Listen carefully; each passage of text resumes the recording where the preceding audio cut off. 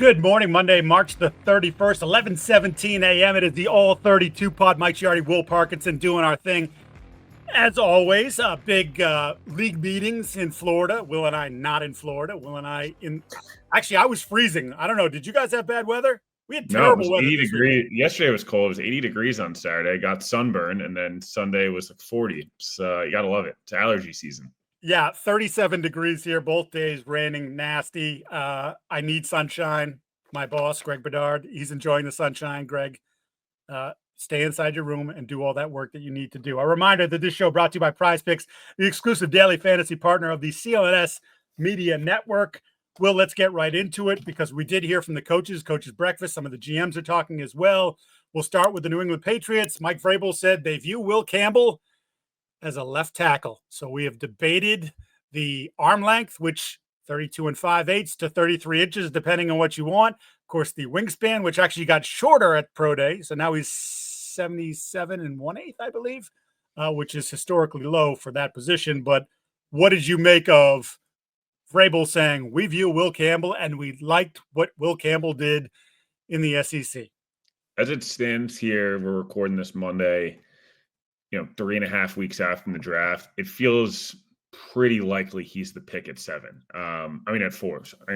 Sorry, 3. Wow. Yeah. Whatever, was 4. That was crazy. Did you have a trade? A Jets trading up with the Patriots? There's so many different teams in my head. It's like, it feels pretty much like we're going to get Ward 1, Carter 2 feels pretty locked in stone. The Giants, it feels like one of the 2 Colorado guys feels likely at 3. We'll talk a little bit about Shadeur, but they either go quarterback, it feels like, or they go best player on the board, which would be Travis Hunter.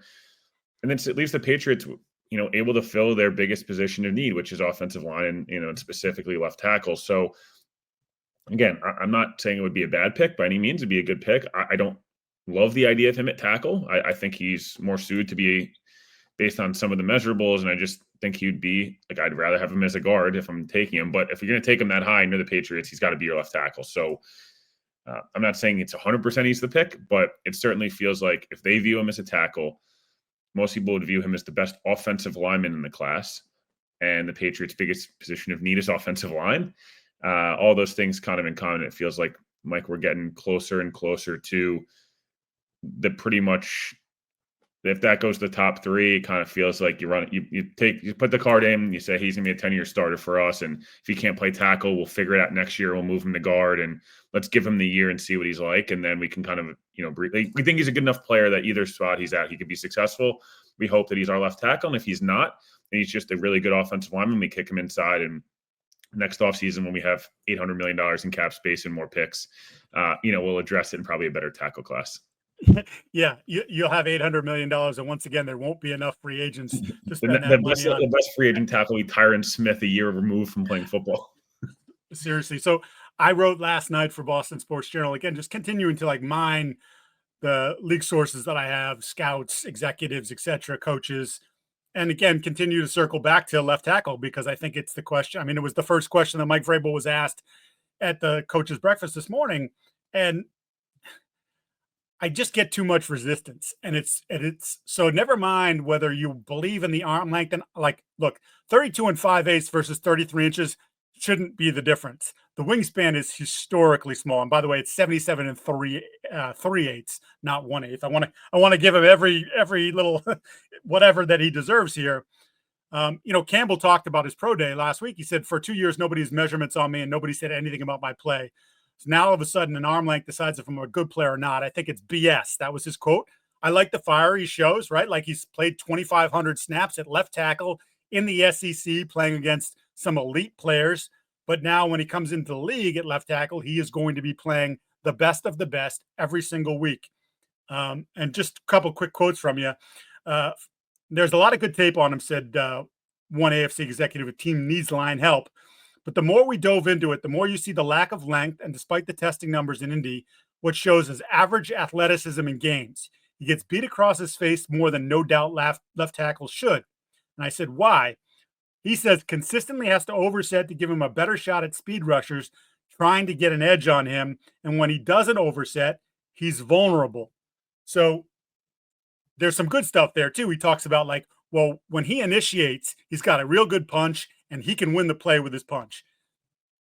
He has decent recovery speed, but it just in general, that's the vibe I get, that a lot of people in the media are real stubborn about this. Oh, no, he's the left tackle. He's the left tackle. He's the left tackle. But when you start to dig deep, and when people don't have to put their name to it, which I'm sorry, that's the media in 2025, some of these executives are just like, man, it's risky. It's really risky, because at 4, the last thing you want to do, I think, and this is the point I've been hammering home with some of my stubborn media brethren here in New England, you don't want to draft a guy who's going to be average. And like, okay, yeah, you said start him at left tackle. If it doesn't work, you move him inside to guard. He's never played guard before. So like, we like to just say, oh, it's easy, you just make the move, but it's a lot more chaotic on the inside. Now, he has a real good football brain, so he should be able to figure it out, but it's just, I don't think it's as easy as people make it sound. And I think when I'm picking that high, if I'm a team, I'm not shooting for average. I got to feel pretty good that this guy is going to be a difference maker for me. And that's really where my reticence come in. I think you and I have talked about it quite a bit for how many months now? We think he's a really good football player. We think he's a top 15 player in this class. It's just at 4. You're picking 4, you're not picking 15. It's the difference. Yeah. And are you going to be in a position where a year from now, like you said, you're back in the market for a left tackle? Yeah, which would suck. And you drafted a guard. Yeah, it's not that I don't like the player. It's just that I think there's a few limitations there. You're also in a division with, where in a conference, I guess, with a lot of really good pass rushers, and you want to make sure the guy you're drafting, you feel like last year, the questions for the Jets when they drafted Olu Fashanu were, how's he in the run game? He's kind of more of a finesse blocker in the run game, which is such a BS term, because as long as the guy you're blocking is taken out of the play, it really does not matter if you pancake him every play. That's cool. Mekhi Becton did that with the Jets, and he was not even fifth-year option because he was so bad.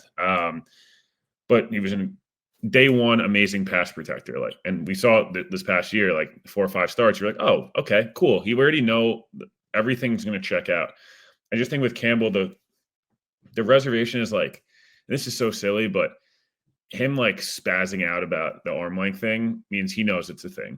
Where did this come from? Well, you knew this was. I'm sure that when you first get to LSU, they get measurements and they're fully aware. It doesn't mean they're not going to start him and he wasn't a good player and all these different things. Again, it's just he's got the right mindset, the right mentality. I think he fits with the culture Vrabel wants to build, and he says all the right things. All these things. I think he's going to be the pick at 4, and I'm not, unless Travis Hunter's there and maybe there's a different conversation.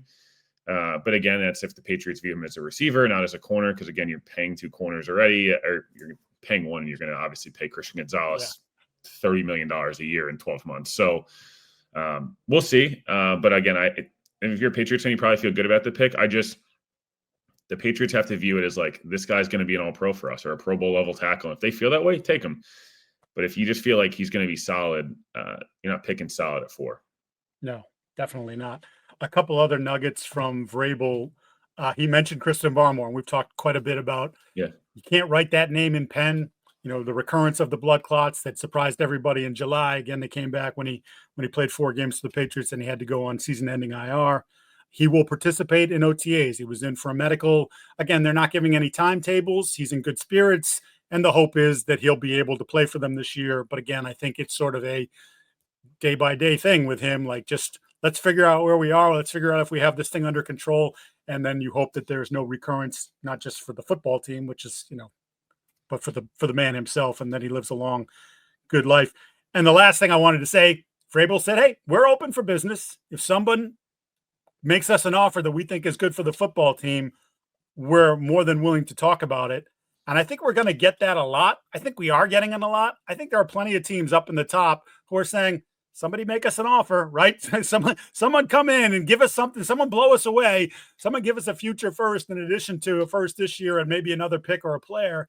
And I think you're seeing that a lot. Even Tennessee at 1, where I still believe they're taking Cam Ward, but it's they're not totally pouring cold water on the idea of moving out. So if somebody wants to get stupid, all right, we'll listen. Get stupid. Yeah. No, I think that keeping this one short and sweet, I think, like you said, people view picks 18 through 70 in this draft as the kind of the meat and potatoes of this draft, where you can get a lot of really good players and the value feels more right than the value of some of these guys that are going to go in the top 15 that maybe in other classes wouldn't be. And again, it doesn't matter what happens in other classes because this class is this class. And like, it's all changed with NIL and all these different things in the college landscape. And so some years there's just not an amazing draft class. Like last year, I don't feel like it was as deep of a class, but the top of this last year's draft was insane. Very similar if you look back to 2021 or 2022, I apologize, where it's like, no, 2021, where it's like everyone's an all-pro minus Zach Wilson and Trey Lance and all those different things. So, again, I think the Patriots probably in a lot of ways want to just, they know they have more needs than just a few. And hey, we would like to have more picks. And can we get 3 shots at the, 4 or 5 shots at it on day 2 or things like that? We'll see. I'm sure that if you asked any team in the top 7, most of them would like to probably trade back. But you need a quarterback or a left tackle or a corner or receiver for people to trade up for, an edge rusher. And we'll see. Again, I think the best thing for the Patriots would be to have Hunter on the board at 4, as well as Will Campbell and Mason Graham, and be like, someone come trade up for one of these guys and we'll move back, with the Raiders 2 spots and we'll pick up a 3rd rounder. And we want to, we'll address an extra defensive tackle there or something, because we know we can't count on Barmore yet. Or, hey, we'll take a left tackle still at 6 and we'll take a guard on day 2. And we're just going to beef up the offensive line and take 8 receivers on day 2 and 3. But again, I think many teams would like to trade back. The Patriots are one of them, but again, it takes a team to trade up as well. I think we always forget. We do all the mock draft simulators in PFF, and you're like, wow, you got 62 players. And it's like, yeah, you need the teams that actually want to trade up, not just based on the points. Yeah, it just doesn't always work that way. Prizepicks is the greatest real money sports action, daily fantasy sports app that is accessible to everyone. You pick more or less on at least 2 players to win a shot for up to 1,000 times your cash. Springtime is here. Baseball season officially underway. Don't miss the chance to add your favorite players from the diamond in your Prizepicks lineup, whether it's strikeouts, RBIs, first inning runs. Take your pick of more or less for a shot to win up to 1,000 times your cash today, or you just bet Aaron Judge more home runs. I don't even care what the number is. He is just mashing the baseball. And he's not using the illegal bats. Oh, wait, they're legal, right? That's right. You got legal bats there, Will? Yeah, it will. See, I don't know. All right. Anyway, just download the app today. Use the code CLNS to get $50 off instantly after you play your first $5 lineup. You can download the app today. Use the code CLNS to get $50 off instantly after you play your first $5 lineup. Prizepicks, run your game. Let's move to the Jets here. Interesting coming out of the last 24 hours is Barrett Tucker is going to play guard, not tackle, going to play guard. So I immediately texted you when I saw that come across from one of the Jets writers down there, and I said, does that mean Armand Membu at 7? Or is it Membao? Membao, right? I'm going to get it right. Membo. It's Membo, apparently. Bo Nix. Okay. So potentially. I don't think it changes. I still think Warren and Membo were both on the table at 7 if they're both there. And it's no disrespect to anybody, I don't buy anything that gets said at these press conferences, because I think the Jets are in a position where they'd like AVT to be a guard. They'd like Joe Tippmann to play center. What if Armand Membo and Mo Campbell are both off the board? They're going to reach for Kelvin Banks?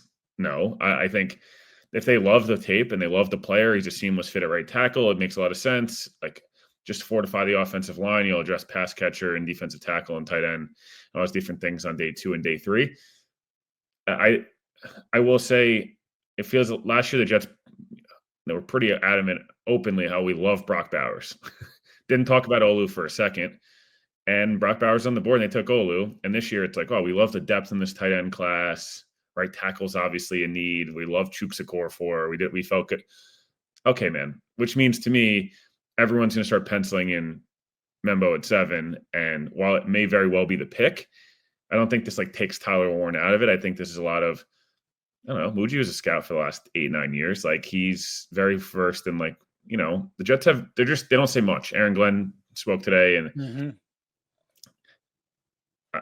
much luck to the Jets beat. And he said this is part of the strategy, right? Their strategy quiet. Is his disciples or his mentors are Bill Parcells, Bill Belichick, and Sean Payton, three of the funniest or worst press conference people we've ever seen in the NFL. Very combative. They'll give as much as you give, they're going to give right back. And so, yeah, I think tackle is very much on the board for the Jets at 7. I think tight end's on the board. I think edge rusher is always on the board because it's just a premium position in this league. And so, again, like I agree with you. I think it's if I was going at like 55-45 Membo over Warren at the moment, but last week I felt the opposite. It could change again. So they're going to add tight ends. They're going to add a tackle in this draft. It's just a matter of who they add at 7, obviously. And either one would be a good pick for me. I think both Warren and Membo are good players and deserving of being selected where they potentially will be.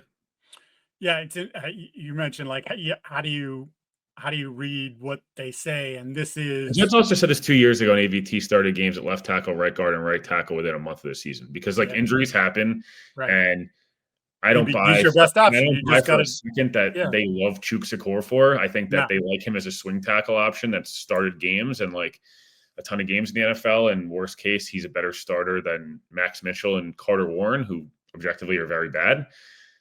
That's fine. I just don't buy that like they're comfortable with that as their starting day one option. I think in OTAs they'll tell you that, and then we'll get in a training camp and it'll be week 2 and we're like, I don't know about that. Well, I mean, it's lying season. Like this is the true, like you have to take everything that gets said with a grain of salt because everybody is posturing.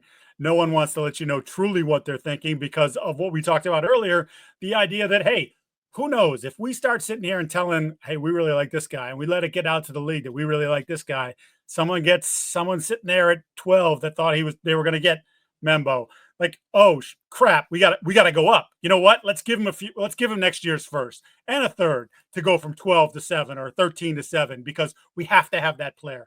And it does happen. Guys do panic or guys just say, that's the guy. I'm in love with that guy. And when draft day shows up, we got to do everything we can to get that guy. Yeah. And in those moments, decisions get made that sometimes turns out to be a great decision. And sometimes you look back on it a couple years later and go, they gave up how much for him? But that's what it is. So you're always trying to put out misinformation to get other teams to buy in. Again, we'll get to Shadeur Sanders, but there was a lot of push about Giants were at every game. They had a presence. They had more than one person at every single Shadeur Sanders game. And again, we'll get to it. In fact, we'll get to it in a minute because I still want to stick with the Jets because one of the other things that hasn't gone away, and it's come from a lot of different areas, and again, this could just be smoke, but the Jets' interest in Jackson Dart and the Jets' interest in quarterback in general early, whether that early at 7 or early second round. Justin Fields has been promised the job. Yeah, Mike, I want to just hit on this real quick. Go ahead, do this. That was a sloppy way of me getting it. Just you take the floor. Old man on the couch BS from a lot of people. I can't believe Aaron Glenn, who's a Parcells guy, would guarantee. Dude, Justin Fields was not signing with the Jets to not be assured of being a starter. That's the way the NFL works. Like, newsflash, this isn't 1998. And I saw Vinny Testaverde wasn't promised.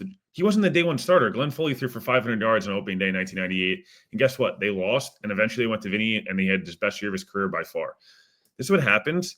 Justin Fields isn't a rookie where you need to string him along. Like, part of the reason he came here was the Steelers wanted him back, but wouldn't guarantee any money in the second year. And, clearly we're kind of open the idea of multiple guys.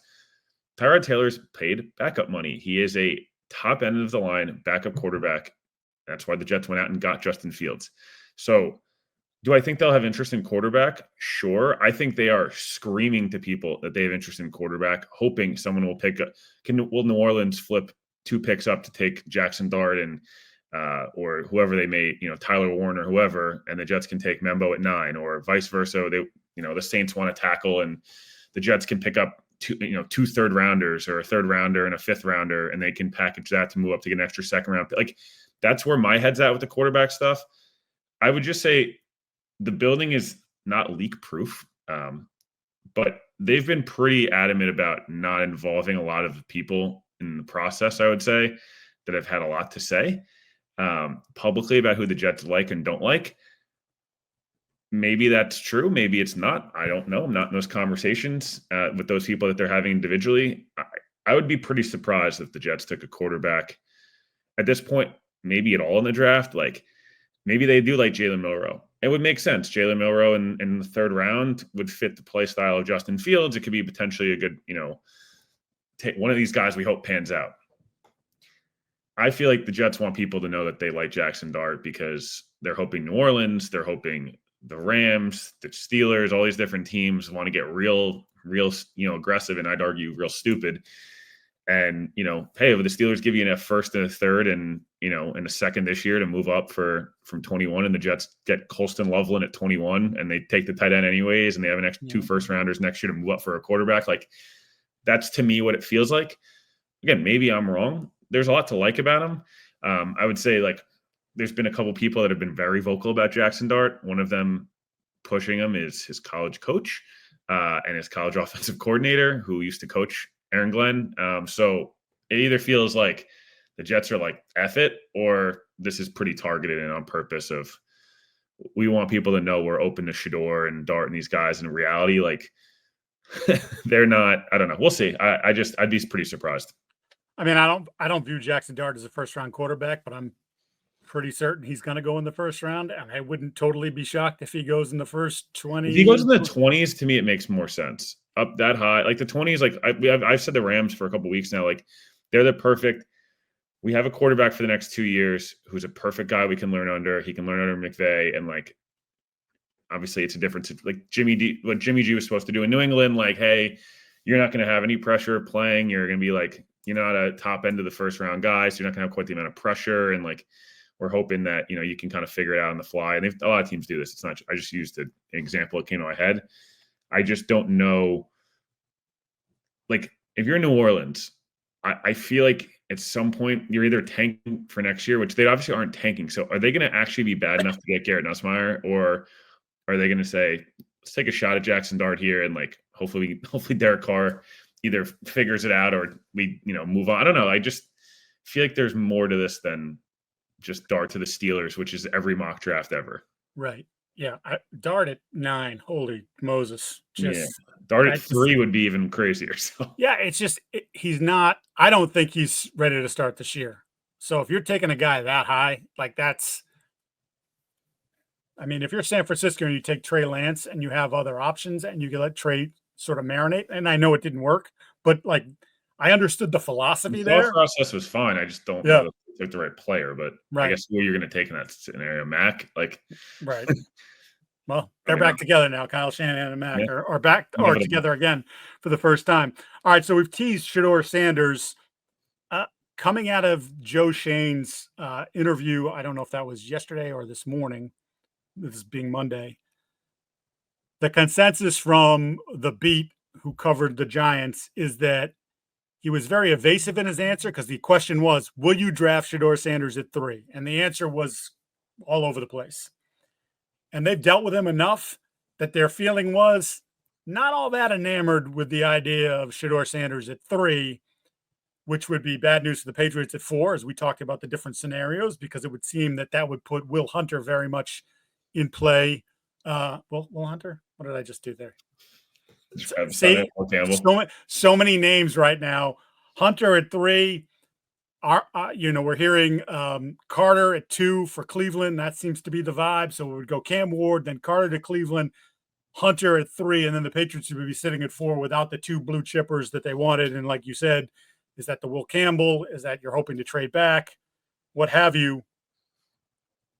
One of the other reasons given, I think, by the Giants beat that when you think about the Sanders thing, and there was a lot of noise about either at all of Sanders' games and all these sorts of things, is that they so aggressively pursued Matthew Stafford and they aggressively pursued Aaron Rodgers. So the thinking too on top of this is, well, if they really love Sanders, would they have really gone all in? Hey, we'll give you the second round pick that you want, LA, to get Stafford. Oh, we'll pay Stafford more money than the Rams are willing to give him. Would they have done that, then pivoted to Rodgers if they really thought Sanders was the right pick for them at 3? Mike, why are the Giants not the Travis Hunter and trade up for Shadeur team? That to me is like the best of both worlds. If they're good, Deion stays in college. That extension's so fugazi. It's hilarious. Yeah. And if they're bad, but Shadeur and Travis Hunter flash, you can bet your ass Deion Sanders is the coach of the Giants next year. And it's like, look, I have neighbors, Sanders, and I have my son, and the whole thing. Like, it's such an obvious to me, like, they're taking one of the Colorado kids. It just depends on what they view it. I'm sure for them, they view, again, how do they view Travis Hunter? Is he a receiver to them? Because neighbors, Travis Hunter is a pretty damn good combo, regardless of the quarterback. I still think I'd almost rather see Jameis than Russ with that group, just because he'd at least take shots, and the defense should be much better. I think they're in a weird spot where, and in some ways, I think Daboll wants his own quarterback for sure, right? But I think Joe Shane's in, I got to survive this year mode. And I'm not saying they're not in unison, because I'm sure they are, but it feels like Daboll's reputation is much better than Shane's at this point, because he was a coach of the year, and like, look what I did with Daniel Jones and all this different stuff. And if I get my own rookie quarterback, it buys me time. I think if you like Shadeur, you have to just take him. Like, I don't think that messing around and like, ooh, maybe we'll get Dart at 42. Like the Giants last year, the whole thought process was Bo Nix or Penix will fall to the 20s. We'll trade up from 30, they were 33 and whatever, it was like 33 and 35 or something they had. They ended up trading one for Burns, obviously, or two of them, I guess, for Burns. I mean, I feel like, to me, if you think Hunter's the best player in the class, which I think most people would agree he is, and you don't feel like you need quarterback this year, then take Hunter. And if you feel like quarterback is still a big need for you and you like him, just take him. Like, at least you have the 5th-year option and he can sit, and theoretically, hopefully Russ or Winston's like not the worst influence, and you figure it out. I just think getting cute, teams try to do this. Ooh, we'll get cute here. And like once in a while it works out, right? Like Geno ended up being a good player, but the Jets got cute with it. And like Geno obviously falls to the 2nd round and we're able to figure it out. Other times you get cute with it and you're the Jets, you end up with Christian Hackenberg and you're like, ooh, we got a 2nd round guy and look, he fell and we'll get him. Like, well, he fell because everyone thought he sucked and he ended up sucking. So Mike, I don't know about you, but I just think hinging your job on Russell Wilson at age 37 or 38 and Jameis Winston at this point, at least if you have a rookie and he flashes, we've talked about this so many times. It's like, hey man, this is what you sell. Yep. We can sell this to ownership. We won 7 games instead of winning 3 or 2, whatever. And, we won a home game in the first 6 weeks of the season and like little things, but like, hey, look what I've done. He started out the year, he was a 60% passer. And by the end of the year, he was 68%. And like we grew and Neighbors is happy. And I don't love Shadeur, but if the Giants love him, just take him. Like, I will say he has the most noise around him of anybody. And it's hard to decipher if it's coming from Deion, it's coming from the family. Is it coming from reporters he's close with? Is it actually coming from the teams? Like, where is it coming from? Because there was the big story on obviously the top 7 teams. One of them didn't like their meeting. It's pretty obvious who it was. I happen to cover that team. But other than that, it's been a lot of like Shadeur will go anywhere. He only likes specific things. It went from like top 3 lock to Deion's kind of, we love New York. It's like, all right, man. Are you now hearing? Is he now hearing from people like he might not go to New York, and they're trying to push some public pressure there and hope ownership falls off? I don't know. They're a weird one. They control the draft though, right? We just talked about with New England. Yeah. If Hunter's on the board, New England's conversation is very different, I think, because at least maybe that's a trade back option for sure. Maybe even Jacksonville, like you get an extra 3 or something from Jacksonville to move back and take Campbell. If it goes the way it should, like Hunter wouldn't be there. And then Shadeur is did he fall? Why is he falling? And well, I don't know. We'll see. I'm fascinated by what they end up doing. Yeah, me too. And like I said, that there are a lot of teams, including the one at 4, that will be watching that very closely, because it is a totally different conversation if they're sitting there at 4 and it's Travis Hunter and Will Campbell sitting there, or if it's just Campbell and Shadeur is there. Does someone want to jump up to 4 and do it, or they realize? And it's like, how far does he fall? And then it's like, if you're the Steelers, you still take, if you have Rodgers, feels inevitable, right? Obviously, if he plays, but are you then getting involved in like Rodgers and Shadeur? Feels that'd be a fascinating quarterback room. Is Rodgers going to ask him about 9/11 like the first day? Probably, and then lecture him on it. Yeah, unquestionably. Two other things I want to touch on before we get out of here. One, I forgot to prep you for this, but you're going to handle this. Tyreek Hill on social media yesterday. Once again appears to be, after saying I'm committed to them, after saying he wasn't committed to them and wanted to go, said he was. Now it appears like he's doing the dance again. Like, get me out of here. I would launch him to the moon. I literally would take like nothing in return. I'm not even kidding. He quit on the team in like a very public manner, and nobody seemed to have a problem with it. Like, that's a huge problem about the culture you have in your building if that's allowed and acceptable. And then welcoming him back with open arms. We had a conversation. Hey, I'm sure you had a conversation. Right. You paid the guy last year after paying him 2 years prior. They haven't won shit. Sorry, they haven't won stuff with Tyreek. And to be honest with you, like, he's not a guy that feels like he's going to age well. I don't know. Like, he's still a great player, and I'm sure like, if he goes somewhere, he'll pop. But makes a ton of money. If I'm Dolphins, I kind of have to retool and reboot this thing a little bit. And I think moving on from build your offense around an elite run game, some Jalen Waddle stuff, maybe take one or two guys in this draft on day 2 or day 3 that can complement Waddle. And like, I'm not saying Waddle's even a 1, but he's a damn good player. And if you can run the football effectively and he's healthy and he can get like, I don't know, Tyreek's a headache, and all the off the field stuff. It's always on Twitter. It's all this. So it's just like enough. I don't know. It's bothersome. And again, I can't say this enough. This dude has openly quit on your team, and then multiple times been like, please trade me, and just like clowns the organization on Twitter. And then everyone seems to like it's just Tyreek being Tyreek. Like, I don't know, man. It's not really Tyreek being Tyreek. It's pretty annoying. I'd be pissed off if I was a Dolphins fan, to be honest with you. Yeah, I would too. And he's really name searching himself, by the way, which is even more annoying. Well, for me, it's like when he's 27, 28, and he's still in his prime, you put up with this.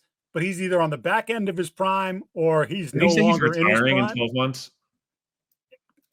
Right. And look, he was hurt last year. He's a smaller receiver, speed receiver. Like, they generally don't age that well. So yeah, I would pick I don't know where, Seattle. It's just, I'm going to send you as far across the country to a place you probably don't want to go. And I'll do it for a 5th round pick. Just get out. It's like, it's time. You take you take the future money. Like, we'll take the cap hit this year. Yep. We're not going to, Miami's in a bad spot because they can't afford to be bad, that, those guys could lose their jobs. Mm-hmm. But I don't know if they're good enough to like be relevant enough, other than, are they a wild card team? Probably, maybe, if everything works right. I don't know. I've had enough. It's really frustrating, honestly. Yeah, I'm not a fan. And then I get in my mentions like, I'm trading them immediately. Sorry. Like, I am. Yep. That can't do it. Can't have it. Patriots did it years ago with Jamie Collins. Just didn't want to play the run. They shipped him to Cleveland. Yeah. And then he came back. And then he came back again. And now he's coaching for Belichick at North Carolina. But like, in that moment, they're like, nah, dude, you can't, like, we're good. There's a certain standard we have to play to, and you don't want to do it. Chargers day with Cromartie, remember? They ended up being a model citizen for the Jets for a while, but didn't want to tackle Sean Green in the AFC divisional round against the Jets. Didn't want to tackle, turned his back on a tackle in a playoff game. Said, cool. They traded him for nothing. Right. He was a Pro Bowl player at 25 years old, at an elite position, homegrown guy. And they're like, we're good, man. Thanks. Appreciate it. This is not a homegrown guy. This is a 30-year-old receiver who still great, but he's not the same player. And frankly, don't you feel like he's getting hurt a lot too? Every week, it's like 2 or 3 things in the injury report. He doesn't practice, and it's starting to get to that point. This is what happens. You practice through injury, you kind of stop practicing. Now he's not practicing and injured, and then missing actual games. It's tough. You know who he reminds me of, and it's a lighter version of it, but it's still a version of it. It's Antonio Brown. I was just going to say and there's off-field stuff, like Antonio Brown had a ton of off-field stuff. Yeah. There's a lot of similarities. There's a lot of similarities in their behavior. I'm not saying he's Antonio Brown yet, but he's headed down that path. I want nothing to do with him. So please don't hit me in my mentions and say the Patriots should trade for Tyreek Hill in their 30s on the same team as young quarterback would be. Dear Lord. All right, last one. A lot of momentum for the Tush push to get banned. Thoughts? So I kind of don't really care in a sense of like, if they do, they do. If they don't, they don't. Right. It's an annoying play to watch. I've said it a million times. I think we talked about it, the NFC title game. Teams are just going to start doing it every time. They're just going to jump off sides and be like, let's just get this over with. This is so stupid. And the only way to stop it is basically to do that. I think, yes, there's a lot to Aaron Glenn said it today, and to some extent I agree. Every coach says, oh, if we don't want them to be in that position, just stop them.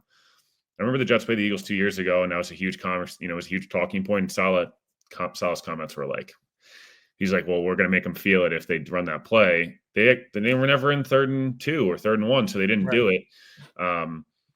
It's not the tush push that's more needs to be addressed. It's the guys, like the actual rule of like, not pulling somebody or being able to push somebody, and the whole there's a lot around that. That being more clarified to me is a more important rule than just that specific play, because you're going to run a different version of the same thing. Like it's just like in baseball, we can't shift. You can't shift to a certain extent. Teams shift to literally the exact line, and like now there's a 4th outfielder, and we do these different things to, not bend the rules, but like get away with as much as you can, right? It's you go right to the line. Yeah, without going over. Forever was like, how can we push? How much can we push it?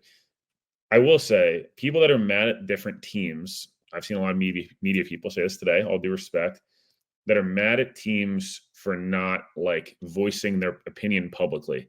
The NFL is a fraternity, and this is what happens. You're a little apprehensive to voice something too loudly, because if something, you are in the opposite position, you want teams to kind of, this is the semantics and politics of what happens in the NFL with all these rule changes and these different things.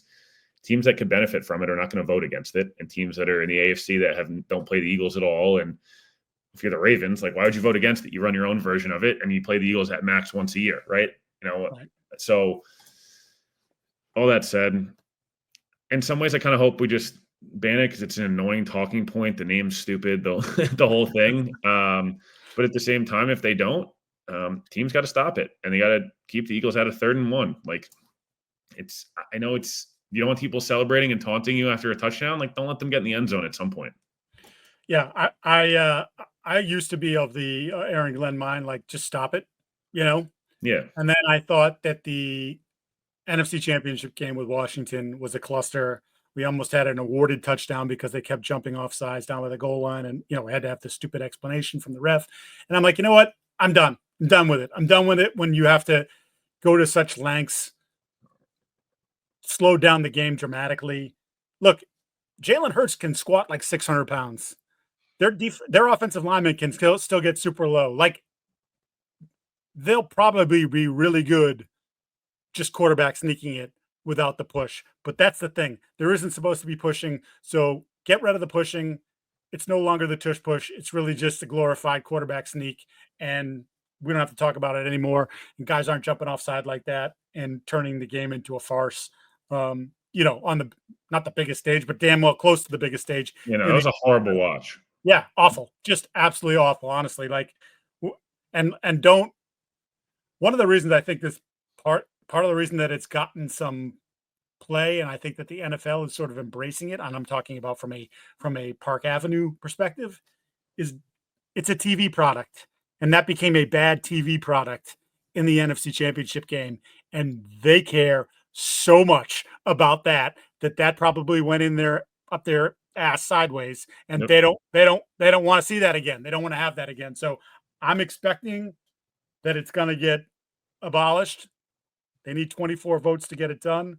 I know several Philadelphia's already reaching out to all their ex-assistants, Gannon, Steichen, Sirianni's Kellen Moore. Like, well, you better. I mean, it helped. Sirianni's like, you guys wouldn't have a job if it wasn't for the tush push. It's like, all right, dude, relax. You wouldn't have a job either. So like, let's pump the brakes a little on the, Mr. Arrogant over there. Yeah. Anyway, so that's it. That's going to wrap up this edition of the All 32.